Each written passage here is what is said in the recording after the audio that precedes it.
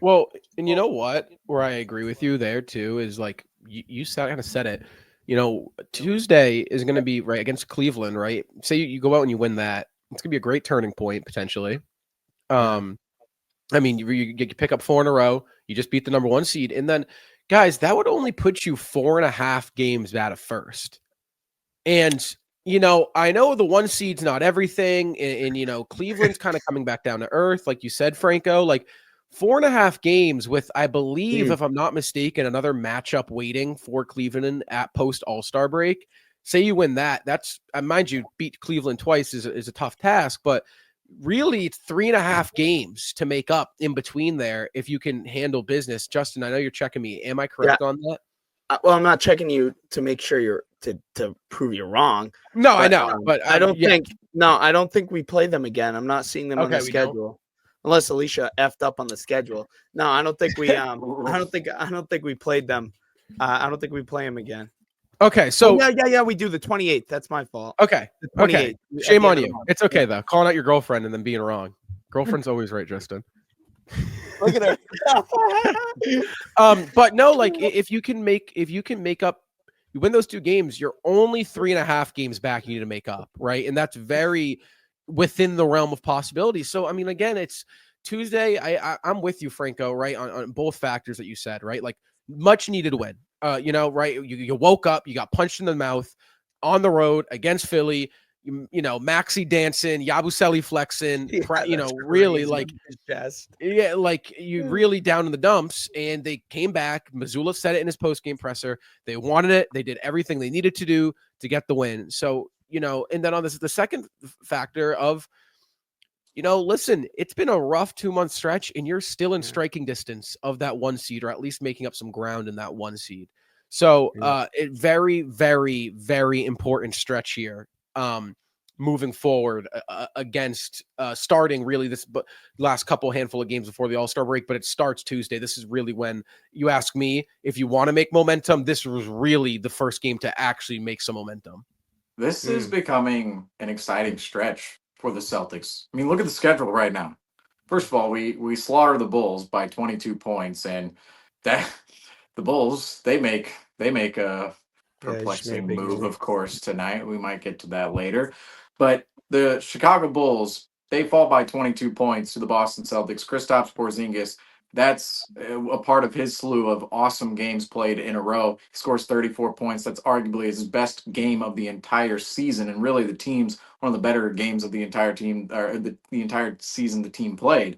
And then you have the New Orleans Pelicans, who in New Orleans, it wasn't guaranteed. Celtics couldn't put it all together, but at the end, hey, we didn't lose in crunch time. That's amazing. We haven't seen that in a while either. The Celtics, hey, they actually didn't fumble the details down the stretch. Jason Tatum comes up with a huge game winner. Jaylen Brown hits a huge shot in that game as well. Celtics pull out that matchup. Tonight, 26 points down to the Philadelphia 76ers in Philadelphia. It looks like the Celtics, they're just in the midst of humiliation against the Philadelphia 76ers, in which we're really not used to, because things like this happen. This is why we're not used to being humiliated by the Philadelphia 76ers, because they can't get out of their own way in terms of humiliating themselves. Oh, they go by 26 points tonight. They can't hold the lead, and they're the ones walking out of the arena humiliated tonight. It's not the Boston Celtics. It's the Philadelphia 76ers. This book is written time and time again. The chapters are just all the same in the book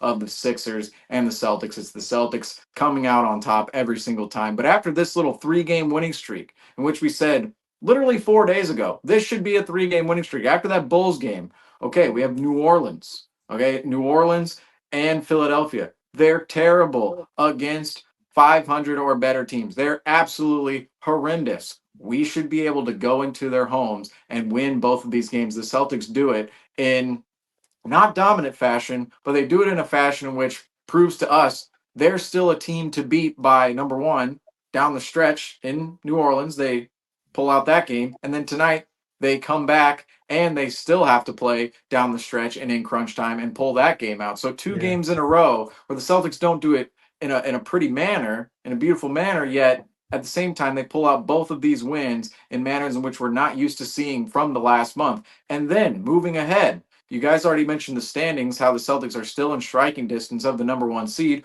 But ultimately, look at the next 3 games. We've already been talking about this.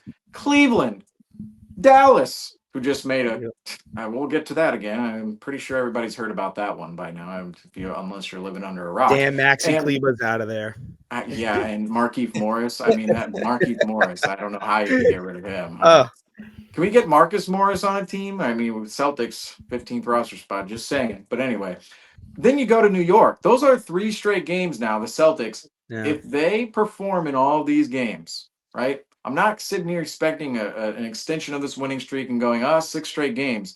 But there's a huge opportunity in front of the Celtics right now. These next 3 games, Cleveland, Dallas, New York. If the Celtics come out and extend their winning streak from tonight and extend their really good play, I'm not even concerned about the winning streak. I'm really concerned about the good play from the Boston Celtics as of late, particularly in crunch time situations. This is a massive opportunity for the Celtics to really regain that confidence and regain confidence that they lost from other people, including ourselves in the month of January, from what they did and how they played for most of the month, going back and forth from wins and losses. But even after that, there's 2 games right before All-Star break. And you face the potentially Jimmy Butlerless Heat after I'm sure we'll be seeing Kelly Olynyk in that game after the Miami Heat trade Jimmy Butler to the Toronto Raptors. That would just be the most hilarious transaction of all time. And I'm kind of banking on it at this point. Like let's get Jimmy to a bottom feeder team. Can we do that? I don't know. I don't want to I'm not saying I don't want to see him on a contender, but seeing him on the Raptors, that would just be hilarious. Ship him off. But Washington, the Raptors. I mean, hey, the Chicago Bulls at this point, reunion. Would love to see that. But anyway, I will say, Jimmy, it would be better to see him on a team like the Warriors. I will. Grizzlies. But regardless, my whole point here. You have the Miami Heat post-trade deadline.